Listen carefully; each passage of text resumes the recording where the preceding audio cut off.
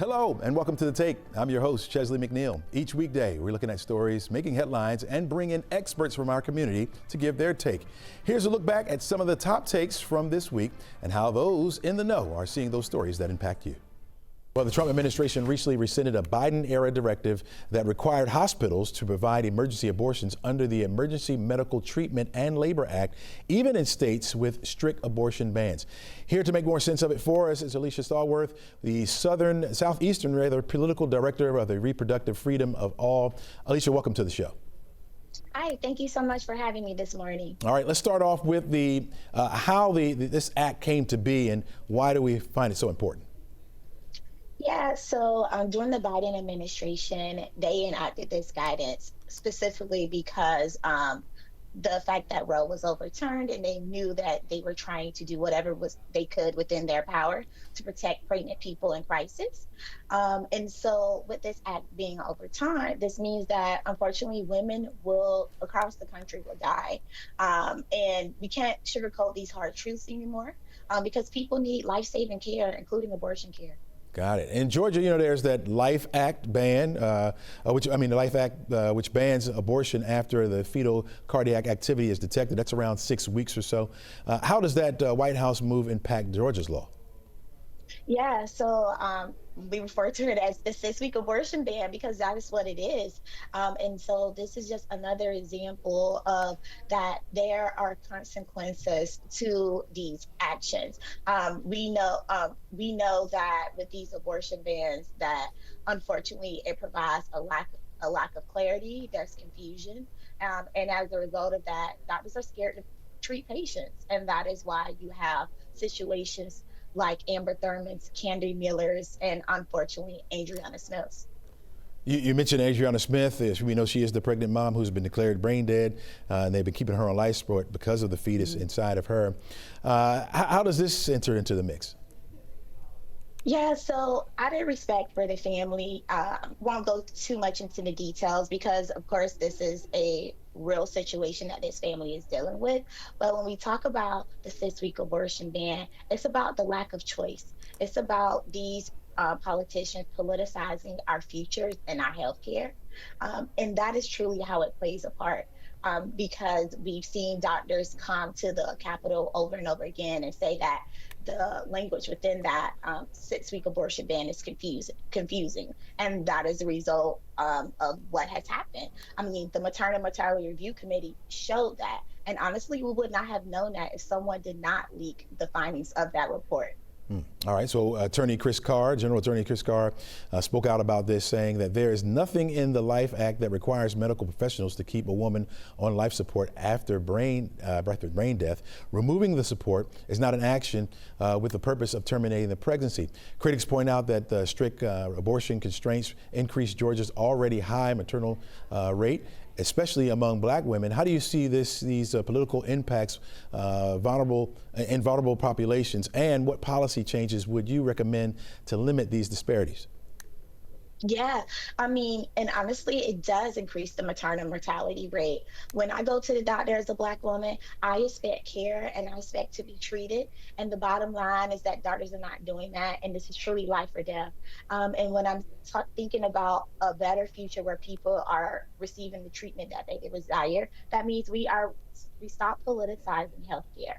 No more abortion bans. And we endorse the Reproductive Freedom Act, which is legislation that is before the Capitol right now. And then there's also legislation to help curb crisis pregnancy centers and the fact that they are giving misinformation to people when they're seeking care. So those are just two of the easiest things we could do today to help make Georgia a safer place for pregnant people. How are you guys getting that word out to people? Oh, we're doing what we do every day. We're meeting people at the doors. We're meeting people in the streets. We're calling people. We're educating, advocating. And we're doing what you and I are doing right now. We're using every tool in our toolbox to meet people where they are so that they are informed and that they know that they have a voice in this as well. The Chamblee Police Department has launched a new program aimed at strengthening community trust and engagement between its LGBTQ plus community. Joining us now is Officer Brandon White, Chamblee's first ever LGBT liaison. Brandon, welcome to the show. Good morning. Thank you for having me. All right, Brandon, talk to me about the need for this position in Chamblee and within the police department.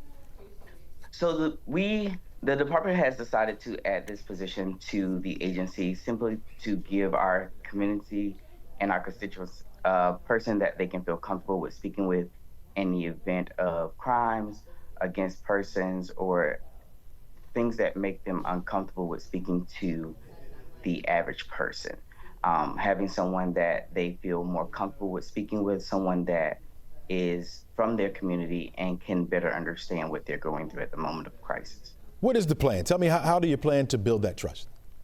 So the plan is to continue with community outreach, community engagement, partnering with the LGBTQ plus communities and their leadership, just seeing how we as the police department can further build their trust and continue to bridge the gaps. Has it been that bad? Have they felt marginalized? Have they felt like they've been just overlooked by the police department? So as we know, the LGBT community has been overlooked for years, and it is a continuing gap, especially in today's climate. So our goal is to help foster that community, right? To show them that us as a law enforcement community, us as the LGBT plus community, we want to support each other. With this program, what does success look like?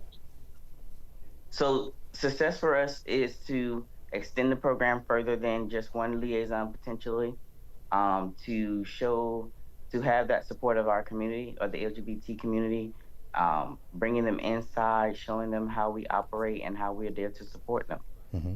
How can the residents of Chamblee and the LGBT plus community and beyond the department send out the message? Yeah, so we're always available via social media. The Chamblee Police Department has Facebook, Instagram. They can call into our non-emergency number if they're wanting to get assistance or just to connect and have someone to speak with. What do you see as being one of the things or one of the issues that needs to be addressed immediately?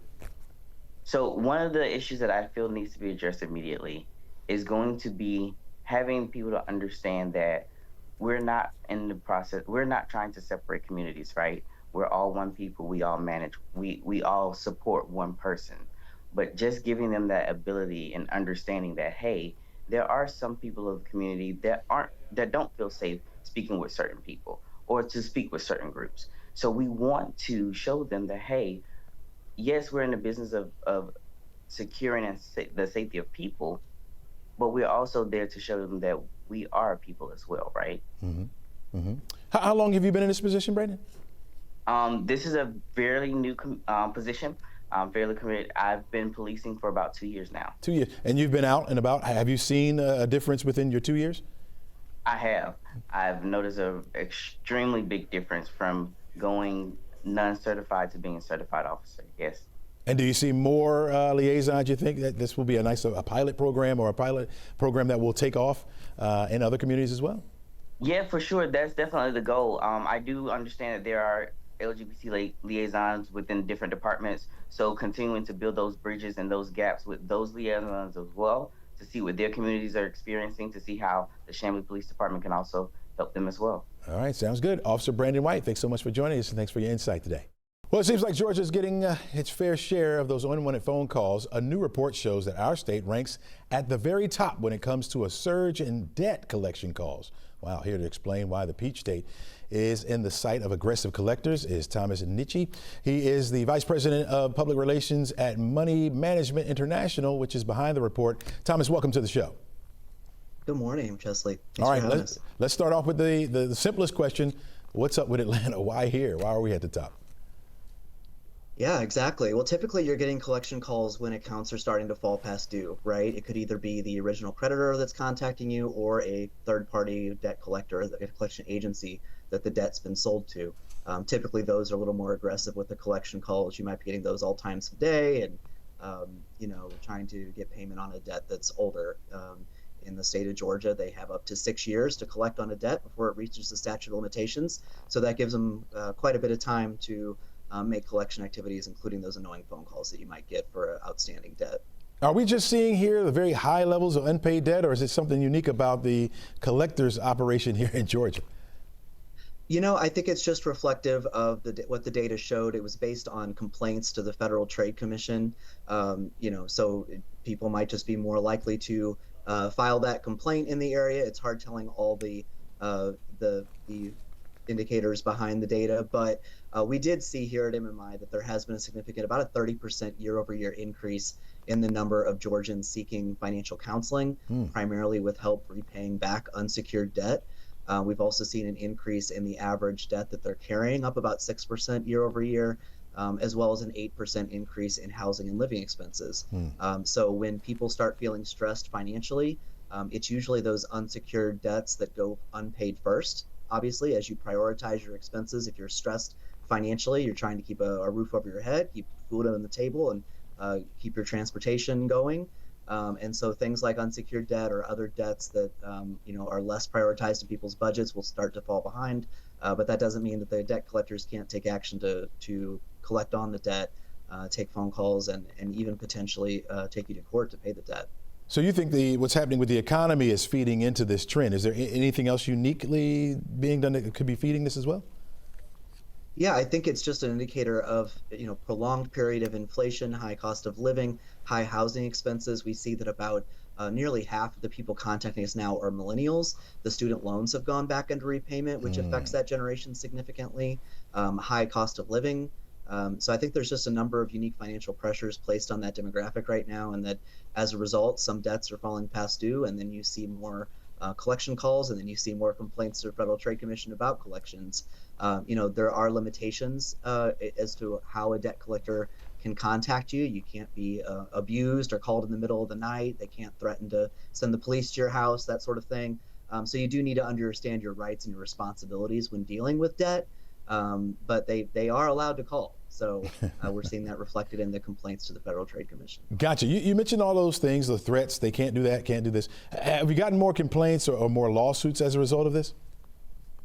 Well, they are allowed to sue you for a debt, right? And the worst thing you can do is ignore a summons for a debt that you're being sued for. Because if you don't show up, they'll get a default judgment, right? And then that's that. You really want to respond, try to reach a settlement agreement before it goes to court, or at least show up at court and explain why you've been unable to pay and try to reach a settlement at court. You definitely don't want to just ignore the debt and have that go outstanding. It's a really good opportunity to settle. You obviously have to have the money to settle, so it's a good idea to try to save up a little bit of money over time, and then offer them maybe half of how much you owe. See if you can't get that settled in order to consider it resolved. All right, Thomas, thanks so much for giving us that insight. Really appreciate it. Next time the phone rings, I guess a lot of people just won't answer, huh? Americans are using that buy now, pay later service to stretch out their budgets, but that convenience may be leading to long-term financial pain. You may be feeling it. Joining us now is Professor Morgan Ward, who recently lectured at Emory University. Morgan, welcome back to the show. Thank you so much for having me. All right, talk to me about these deferred payments and how quickly they can snowball into accelerated debt. What do shoppers need to know before they click that pay later button? Oh, that it's just so easy to get lured into it, because it's just like the classic kind of, we can just separate this up into 4 easy payments, and all of a sudden this large payment that felt really big and overwhelming, you can pay in 4 smaller ones, and you sort of forget how expensive the product is originally. So it's easy to start using it for things that you would normally not have bought. And then because it's so fragmented, people forget how many of them they've opted into. So it's really pretty dangerous, actually. I've seen these when I'm online shopping, after I put some stuff in my cart or whatever, and when I go to check out, it'll say, hey, make 4 easy payments. Do they check your credit or anything like that? Or is it just a matter of hitting that button and they got you? They check your credit initially, and then you opt in, but then it's actually a ding on your credit later. Even if you fully pay these off, it's a red flag for credit agencies. So just having one is bad for your credit. Wow, didn't know that at all. I didn't either. Good message right there. Don't use that. All right. So a lot of us are now streaming, and sometimes that can even go sky high. Thank goodness 11Alive Plus is free. But how can people make sure they're not getting duped? Well, there's a few ways. We used to think that this was going to be much cheaper because we were paying for cable, but it turns out to be so much more expensive. So the best ways to do it are to make sure that you're keeping these in your budget. So you're checking all of the streaming services. They're so easy to opt into. And so once a year, kind of check through all of those streaming services, and also try to use the bundled services so that you're not paying a little bit here and a little bit there. And also don't forget that these services increase in price almost every year. So what started out as pretty cheap ends up getting really expensive. That's absolutely right. What about those forgotten subscriptions? I know I had a couple when my sons were going to school. I had a scholarship app, and I couldn't remember what was withdrawing this money, and it wound up being that app. Talk to us about that. Well, people say to do a yearly audit on yourself, and actually some banks actually help you do that. But I've seen that at least $200 per family goes forgotten every year on just subscriptions we've opted into and forgotten to cancel. So it really is sort of one of those creeping expenses that people forget they have. You're right. Got to do that audit. Got to do the audit. All right, artificial intelligence now entering more into our daily routine. Now that's helping us to pick out what we're buying? Yeah, that's right. So something like 58% of shoppers globally have tried using ChatGPT for shopping, and essentially having the ChatGPT give us information and help us make better choices. Is AI now outpacing things like Google and Yahoo when we go to searches? Is that now becoming the case? It's not outpacing, but it's increasing so much more rapidly than those. It was something like a 1,200% increase in people using ChatGPT or large language models to do their shopping. And these tend to be for products that are easy to shop for, like people are willing to do it for dog food or groceries, not so much like buy me a new sweater. People aren't trusting it with those more sort of identity relevant products. You know, he was off duty, grabbing some lunch when chaos erupted in one of Atlanta's busiest food courts. Now, instead of running from the danger, Officer Lamar Jacobs ran toward the danger. He stopped the shooter even before anyone was killed. And now, 1 year later, he's sharing his story right here on 11Alive with Caitlin Ross. Caitlin joins us now. And Caitlin, this must have been an emotional interview. Incredibly. Officer Jacobs says this was such a shock. He was working off duty, doing a security job. He was on a break, just eating lunch. He said he was eating a salad, trying to be healthy, do something for himself. And when he first heard the noise, he didn't even recognize that it was gunshots because it was so out of control. People started yelling, screaming, and he says his instincts just kicked in. He ran immediately towards the shooter. I understand he managed to arrest the shooter himself as well? Yes, there was a standoff. He asked the shooter repeatedly, put down your weapon, put down your weapon. He said in his head he was thinking, I don't want to shoot this dude. I don't want to do this. He had never actually drawn his weapon in that type of setting before. So he says the entire thing was shocking. But when it came down to it, the suspect started shooting at him and he had to fire back. He was over 100 feet away and ended up hitting the man in the leg, preserving his life and then arresting him. Wow, this just has to weigh heavily on him. How has it been for him last year? That's such a good question, Chesley, because he says it's been really hard. Obviously, everybody calls him a hero. He is a hero. He was invited to the nation's capital to give a speech, talk about his heroism. But he says he really has suffered in the past year with PTSD, second-guessing himself, thinking, could I have done something differently? Before he encountered the suspect, 3 people were shot. There's nothing he could have done about that. But he thinks, you know, if I had acted sooner, if I had heard it sooner, could I have done something to help protect them? Thankfully, everyone involved in this survived. Both the 3 victims and the shooter all survived. But Officer Jacobs says he replays that moment over and over again. He has 2 small children, and he says he can't go out in public anymore without immediately looking everywhere. He says his head is constantly on a swivel, just wondering what could happen next. I can only imagine. What does he hope people take away from the day this happened? So he says he wants people to understand that Atlanta police is really here to protect and serve, with a heavy emphasis on the serve. He says he's always been a community-minded officer that sought to build relationships in the community. He never wanted to be an enforcer. He really wanted to be someone who worked with the community to build bridges and to make connections. And he says he can't do his job without the support of the community. So he says he's always been really grateful for the support that he's had in and around Atlanta. And he doesn't want people to see this story and think about the medal he received. He wants people to think about the mission of the Atlanta police to protect and serve. Wow. Do we know what happened with the person that was charged in this case? Yeah, they ended up taking a plea deal, serving 10 years in prison. And he says he didn't really follow the case closely. He just kind of trusted that the justice system was going to work because it was too hard for him to dial back into that moment. And he says he really just hopes that the victims are healing really well and moving on with their lives. You mentioned that he doesn't look at himself as a hero, but everybody else does. Is it still surprising to him that people are kind of hailing him as a hero? Yeah, he says he was just astounded. He went to Washington, D.C. to receive that medal, Officer of the Year. And he says it was so humbling. A detail that I really love about this is that he brought his mom to the ceremony. And when he talked about his mom got a standing ovation. And that's because right after this shooting, when police are involved in shootings, they're immediately kind of quarantined from everything else, taken away from everyone else while police conduct their independent investigation. And the first phone call he made was to his mom because he says you're running through everything that happened, you're second guessing yourself, and he just wanted to hear his mom's voice.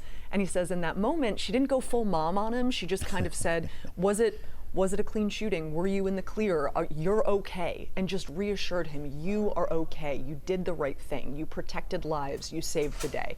And so more than all of the public response, he says the validation from his mom has meant more than anything. And so I love that he brought his mom to that ceremony and that the other police officers in the room recognized that his mom stepped up that day too.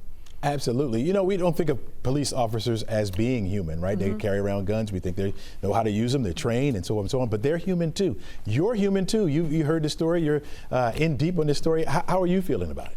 You know, I just am so impressed with the way that he has taken all of this on. He's a really young officer. He'd only been on the job for 2 years when this happened.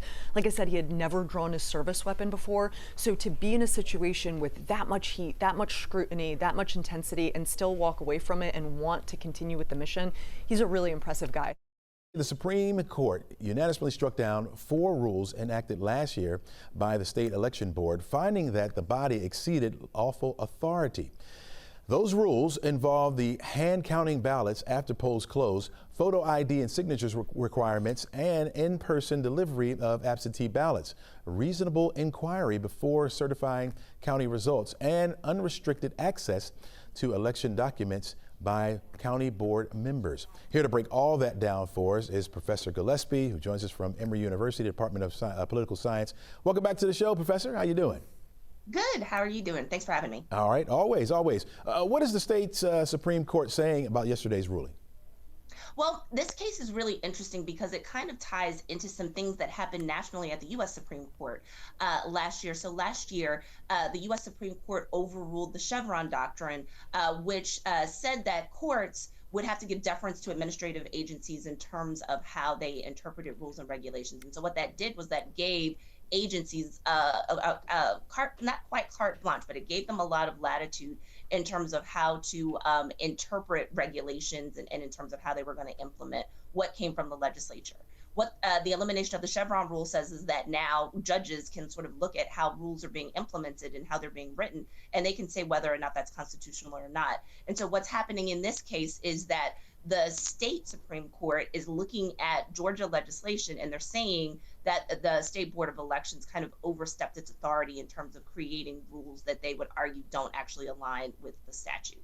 So the justices upheld one rule allowing video surveillance over the drop boxes during early voting. Why is that important? Well, I mean, so there are some rules that could be considered reasonable, and then there are some rules that the Supreme Court has ruled are not reasonable and don't necessarily align with the letter of the law. So the takeaway of this is that the Georgia General Assembly, if they so choose, could go back and very specifically empower the State Board of Elections to do the things that the state Supreme Court has argued are unconstitutional at this point, or they could just let the matter ride. And not do anything, and these policies that the State Board of Elections was trying to put into effect, go away.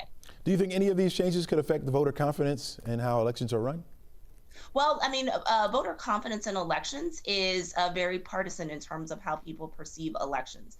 There is a chance that this year, sort of coming on the heels of the 2024 election, Republicans who were concerned about election security may not have the same types of concerns because their candidate ended up winning the election.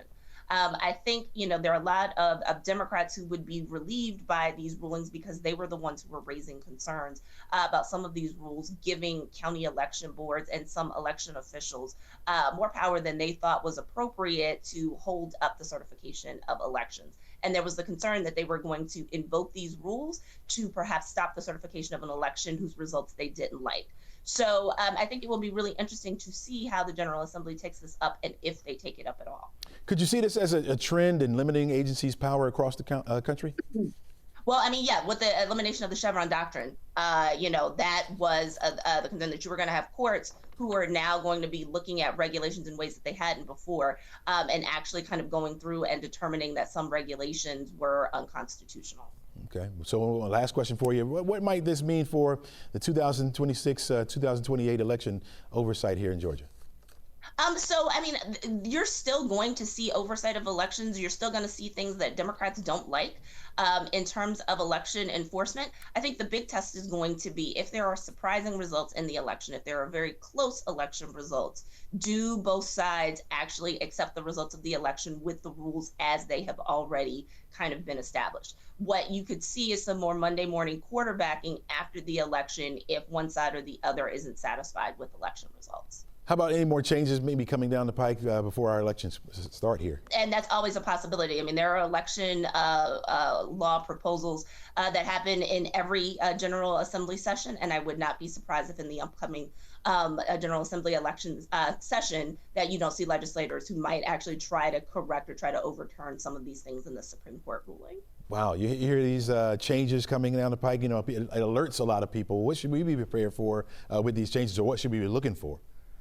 So I would just tell people to make sure that you are apprised of the rules and that you are aware of your rights, and that every time you go to vote, and I'll remind people that there's an election going on right now for the primary for the Public Service Commission, that you remember everything that you need to bring with you, that you ask questions, that you go early, and that if you have any problems, that you make sure that you know to go talk to election protection workers. So you can Google their hotline, or you can go to make appeals to your election officials if you think that your rights have been violated.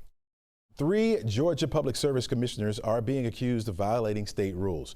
And now several nonprofits are demanding they bow out of an upcoming decision to possibly freeze Georgia Power's base rate. Let's welcome to the show Patty Duran, founder of the group Georgia for Affordable Energy. Patty, welcome to the show. Thank you. Thank you for having me. All right. Last month, Governor Kemp endorsed a proposed deal with Georgia Power to freeze electricity rates for 3 years, framing it as a compromise. Talk about where you and your organization stands on this decision. This decision is horrible for Georgia Power ratepayers. It is devastating because normally after an integrated resource plan, which is a long-range plan for meeting Georgia Power's projected energy demand future, in the fall there is a rate case where we can learn what the costs of all of those plans are. But this rate freeze cancels that hearing. And so we do not know what the costs are going to be of Georgia Power's expansion of the grid for data centers. And so the rate freeze is a Trojan horse. It pretends to offer benefits to Georgia Power customers when it's the opposite. It harms them. Last month, Georgia PSC Chairman Jason Shaw said this about that proposed freeze rate. Let's take a listen. So to freeze base rates for 3 years is a very big deal for our state, and it's good for Georgians, and we're very proud. So what are your comments about his comments? Yeah. So there is a rule at the commission that prohibits them from stating any position or opinion on cases before the commission. And that's because the Public Service Commission is a quasi-judicial body with commissioners acting as judges. So Commission Chair Shaw making that statement would be the same as if a judge said, wow, I can't believe that husband cheated on that wife. I can't wait for that couple to get in my courtroom because I'm going to stick it to them. Like, judges do not state positions on parties before them. And that's what Commission Chair Shaw did. He basically said, I'm all for this plan that Georgia Power wants, without any hearings or any public comment or any information from the details of this. And it's just wrong because it's even if it was a good thing, he violated those rules, but it's not a good thing. Gotcha. So explain how this could help or hurt low income and fixed income households. Sure. Georgia Power was having trouble delivering Plant Vogtle. As we know, that project took 15 years. It's the only nuclear plant built in the United States in the last 30 years. It was $17 billion over budget, and it's enormous cost to Georgians. It raised our rates 24% after years of Georgia Power saying it would only be 2%. And so in 2019, the commission raised Georgia Power's profit margins on a metric called return on equity far above utility industry norms. And it delivers hundreds of millions of dollars in excess profits to Georgia Power annually. And that ROE was going to be lowered this fall. Job one, return it to earth, bring it back to industry norms, because Plant Vogtle was completed last year and Georgia Power no longer needs or deserves a high ROE. And the reason for the high profits was because of the financial risks to a corporation that markets will punish for failure to deliver or do a good job. And so the risk was credit markets, bond prices, stock declines, and the commission didn't want to see that happen to Georgia Power, so they gave them all these extra profits to ensure it didn't happen.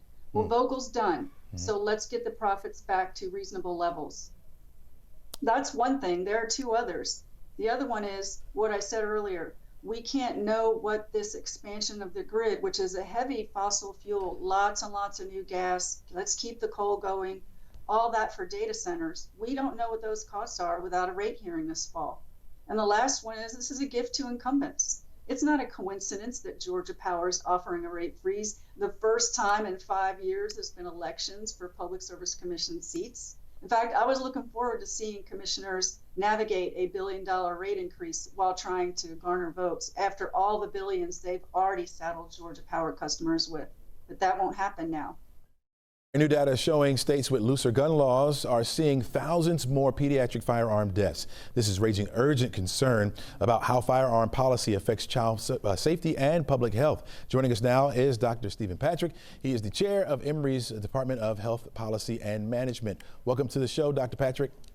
Great to be here. All right, talk to us about firearms are now the leading cause of death among children, U.S. children. What are the main factors driving this tragic trend? Well, what we've seen over the last couple of years, it's not new this year, is that firearms are the leading cause of deaths among U.S. children. And we've seen deaths grow over the last decade. One of the reasons is what you highlighted before are what states are doing about this. How are we protecting kids from firearms through things like safe storage?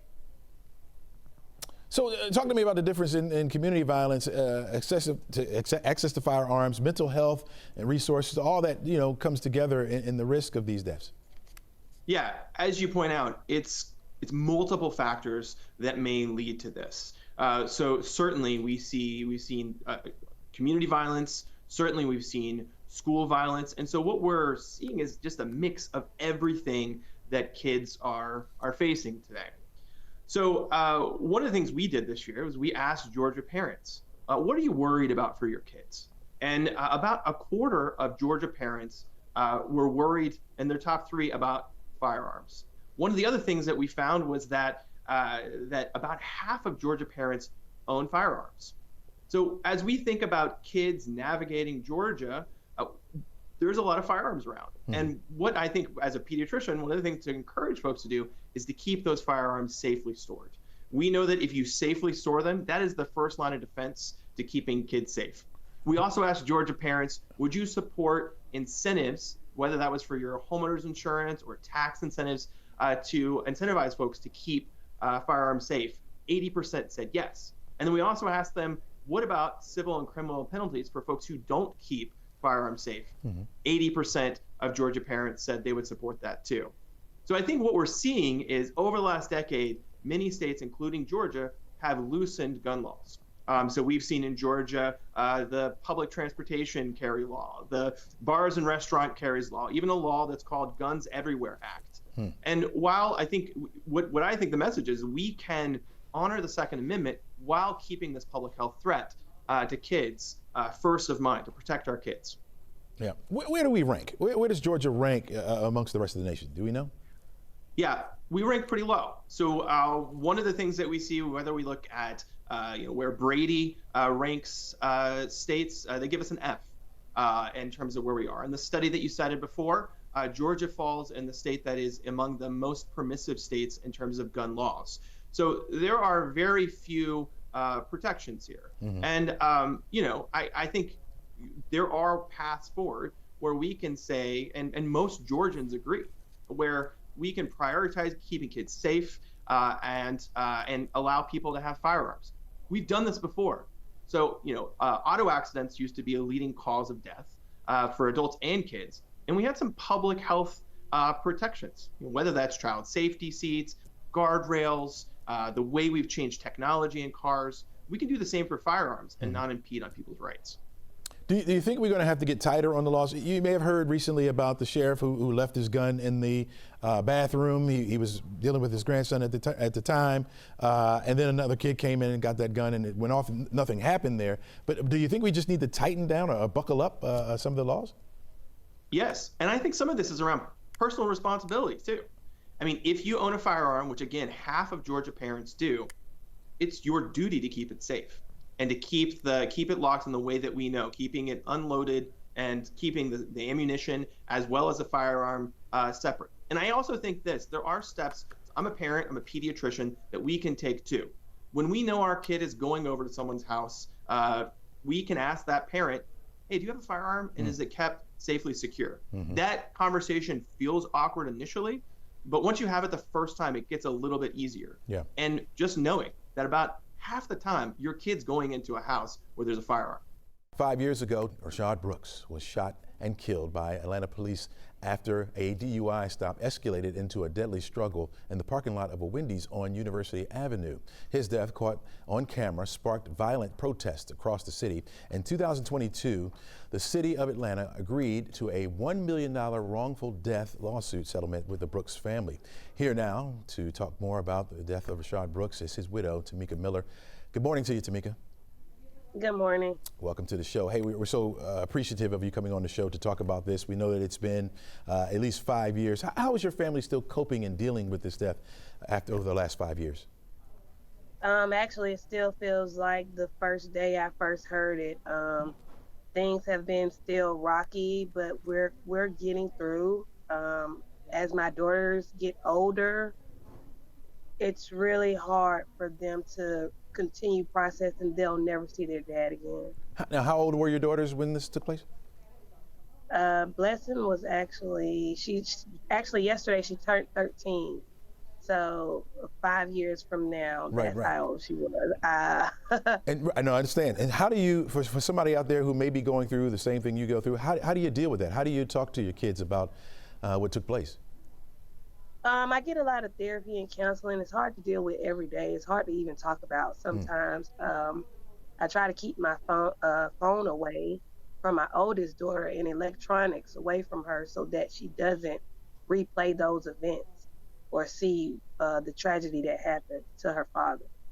Yeah, I hate to try to take you back, but if we go back to that particular time, when this took place, all the emotion of the community getting involved, how did that make you feel?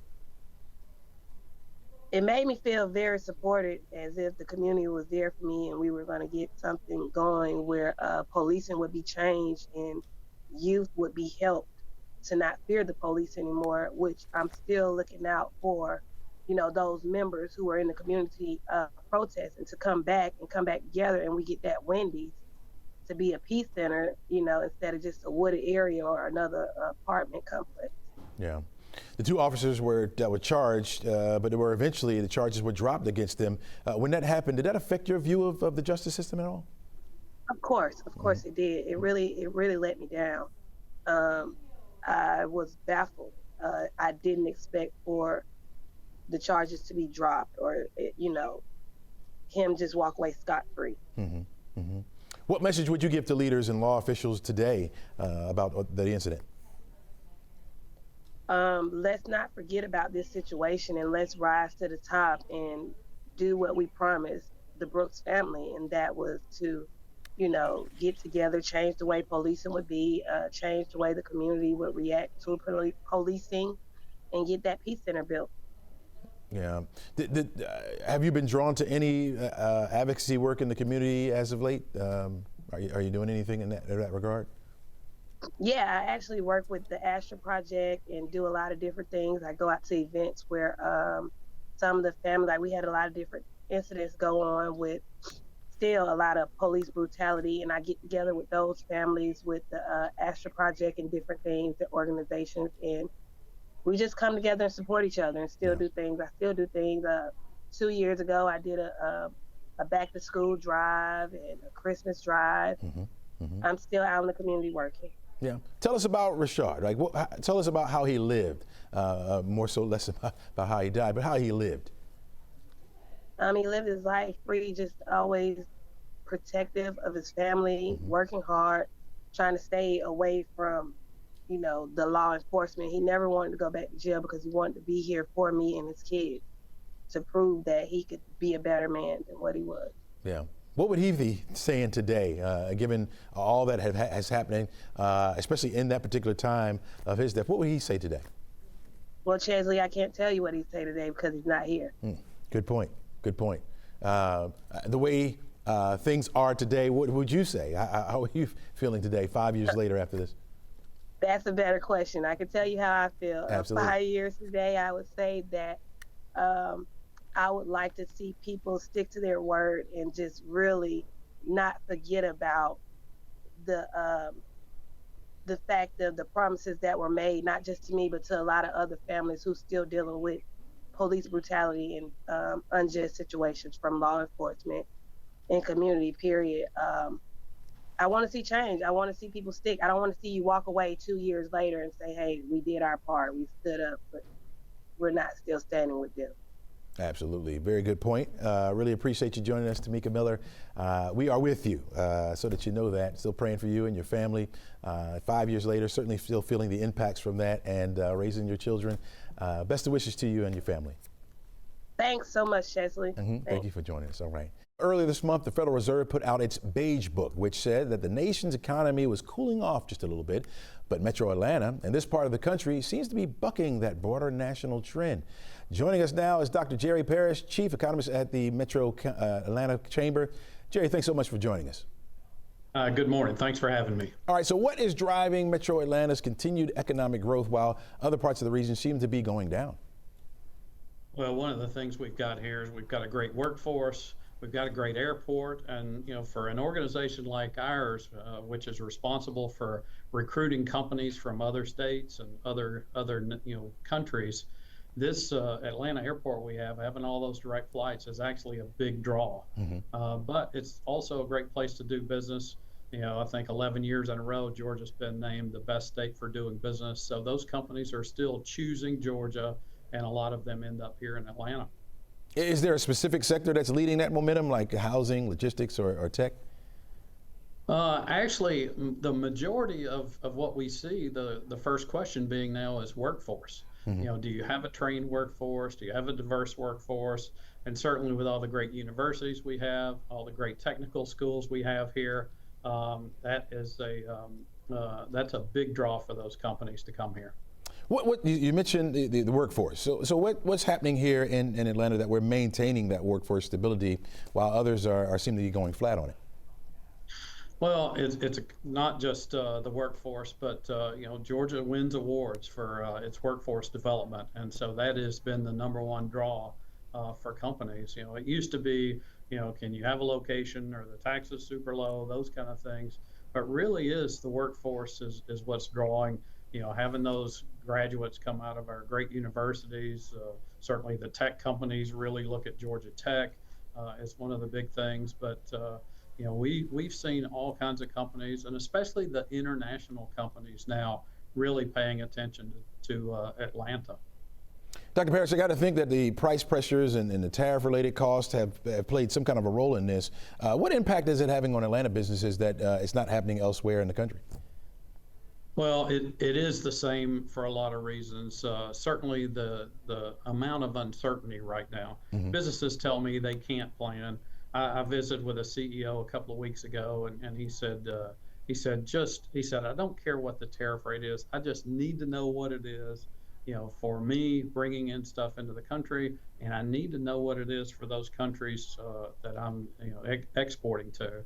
And so a lot of companies are sitting there waiting on making those major investments once we reduce the uncertainty, where they kind of feel comfortable with what it's gonna look like going forward. Mm-hmm. I think we saw a slight uptick in housing and transportation activity here in the Southeast. How much of that strengthens or anchors here in the Atlanta market itself? That's really big. Certainly, one of the next questions we get after workforce is, how about housing costs? Where are my folks going to live? How are they going to get to work?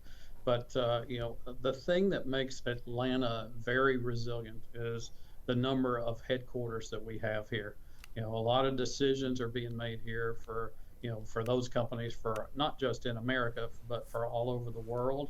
And having the stable amount of those headquarter companies here has really been a big draw, because a lot of companies want to be near them because they're selling stuff to them. Mm-hmm.